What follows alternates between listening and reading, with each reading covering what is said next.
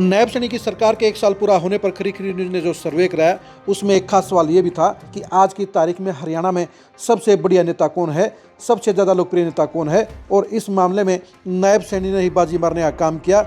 नायब सैनी आज की तारीख में 41% पसंद के साथ नंबर 1 पर हैं, यानी वहाँ सीएम के तौर पर भी जहाँ वो टॉप पर रहे वहीं सरकार के मामले में भी उनकी पॉजिटिविटी है और लोकप्रिय नेता के तौर पर भी नायब सैनी नंबर 1 पर मौजूद हैं।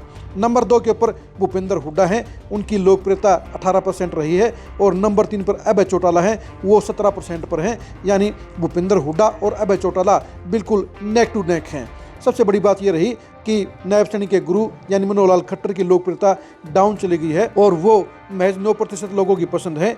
दीपेंद्र हुड्डा को 6% लोग लाइक कर रहे हैं। कुमारी शैलजा 4% लोगों की पहली पसंद है। रणदीप सुरजेवाला 3% लोगों की चॉइस है। पूर्व डिप्टी सीएम दुष्यंत चौटाला महज 2% लोगों की चॉइस है। लेकिन जो सबसे सरप्राइजिंग रिजल्ट आया है वो जाट वोटरों के अंदर आया है। जाट वोटरों से जब ये पूछा गया कि उनका सबसे लोकप्रिय नेता कौन सा है तो उसमें 1 साल में पूरी तरह से पलटी लगती हुई नजर आई है।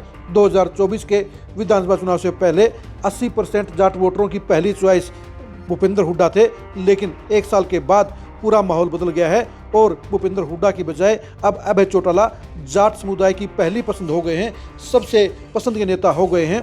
खरी खरी न्यूज़ के सर्वे के अंदर अभय चौटाला को 58% जाट सबसे बढ़िया नेता मान रहे हैं और भूपेंद्र हुड्डा को महज 26% ही जाट समुदाय के लोग अपना फेवरेट नेता मान रहे हैं, यानी अभय चौटाला भूपेंद्र हुड्डा से लगभग डबल आगे हो गए हैं।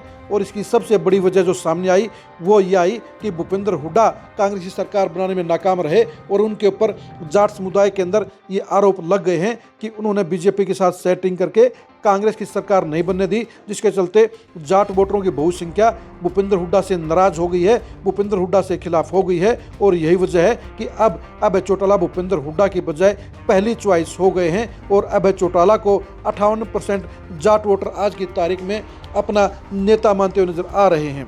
इस सूची में रणदीप सुरजेवाला नंबर 3 पर है, उन्हें 7% जाट वोटरों का समर्थन है। दुष्यंत चौटाला को 5% जाट वोटरों का समर्थन मिल रहा है।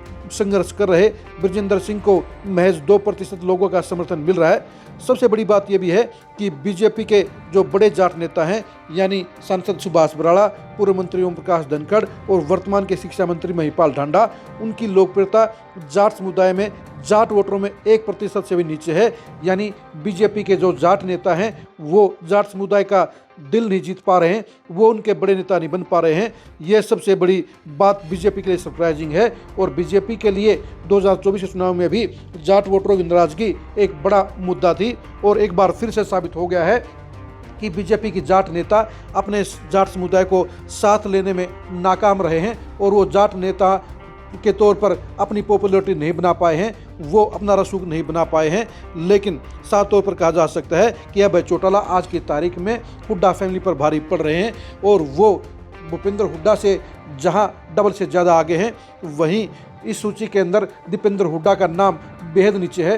फिलहाल जाट समुदाय दीपेंद्र हुड्डा को जाट नेता के तौर पर स्वीकार नहीं कर रहा है, वो भूपेंद्र हुड्डा को ही जाट नेता मान रहा है और इसलिए उनका मुकाबला अभय चौटाला के साथ में है। और 1 साल के दौरान जो सबसे बड़ी जो पलटी लगी है वो पलटी यही है कि अभय चौटाला जाट समुदाय में आगाड़ी हो गए हैं और भूपेंद्र हुड्डा पिछाड़ी हो गए हैं। आप हरियाणा के पॉपुलर जाट नेताओं में नायब सैनी के पहले नंबर को लेकर क्या सोचते हैं, कमेंट करके जरूर बताइए। भूपेंद्र हुड्डा से अभय चौटाला आगे क्यों निकल गए हैं, इसके बारे में भी कमेंट कर जरूर अपनी राय दीजिए। 2029 के चुनाव में भूपेंद्र हुड्डा और अभय चौटाला में से जाट वोटरों की पहली चॉइस कौन सा नेता होगा, इसके बारे में भी कमेंट करके जरूर बताइए। अभय चौटाला भूपेंद्र हुड्डा की एक्सक्लूसिव सियासत को जानने के लिए आप लगातार खरी खरी न्यूज़ के साथ बने रहिए। आप हमारे फेसबुक पेज को फॉलो कीजिए, आप हमारे यूट्यूब चैनल को सब्सक्राइब कीजिए। नमस्कार।